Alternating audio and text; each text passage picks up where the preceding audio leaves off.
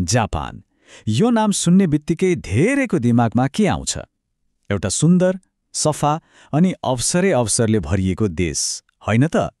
खास गरी हामी नेपाली युवाहरूको लागि त यो साँच्चै सपनाको देश हो। तर प्रश्न यो हो कि के यो सपना देखे जस्तै सजिलै पूरा हुन्छ? आज हामी जापानको यही पाटोलाई अलिक गहिरिएर हेर्दैछौँ, तथ्याङ्क र वास्तविकताको आधारमा। ल, सुरु गरौँ है त। विद्यार्थी बनेर जापान जाने सपना त कतिले देख्छन् होला, तर यहाँनिर एउटा महत्त्वपूर्ण प्रश्न आउँछ। के यो सपना देखे जस्तै सजिलो छ त?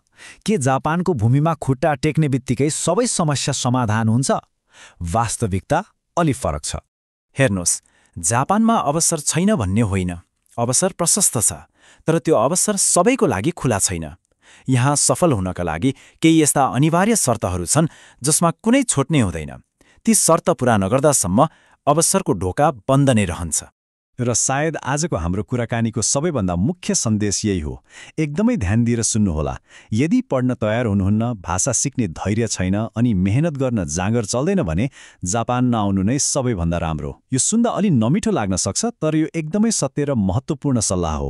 अनि जब हामी मेहनत भन्छौँ, जापानमा यसको अर्थ अलि फरक र गहिरो छ।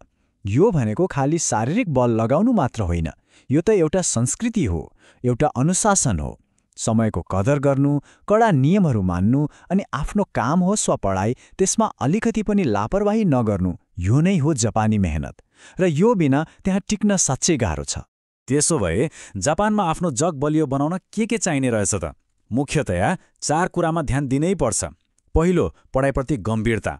जुन कामको लागि गइन्छ त्यसमा त ध्यान दिनै पर्यो।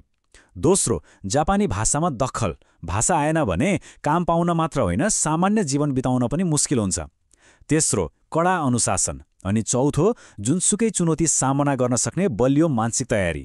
ल, अब हामी लगभग अन्त्यतिर आइपुगेका छौँ। अहिलेसम्मको हाम्रो कुराकानीबाट एउटा कुरा त छर्लङ्ग भयो होला।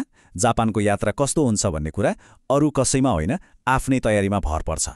यो चित्रले दुईवटा बाटो देखाउँछ। एउटा बाटो हो पूरा तयारीका साथ जाने। यो बाटोमा जापान यात्रा एउटा सुन्दर सपना र अवसर बन्न सक्छ। अर्को बाटो हो बिना तयारी हाम फाल्ने। यो बाटोमा त्यही सपना बोझ र तनावमा बदलिन्छ। अब कुन बाटो रोज्ने त्यो निर्णय आफ्नै हो। त्यसैले हाम्रो अन्तिम सन्देश एकदमै सिधा र स्पष्ट छ। जापान अवसरको देश हो, यसमा कुनै शङ्का छैन। तर त्यो अवसर सबैको लागि होइन। यो केवल मेहनती, अनुशासित र तयारी गरेर जानेहरूका लागि हो। त्यसैले सम्झनुहोस्, पहिले तयारी, त्यसपछि मात्र जापान।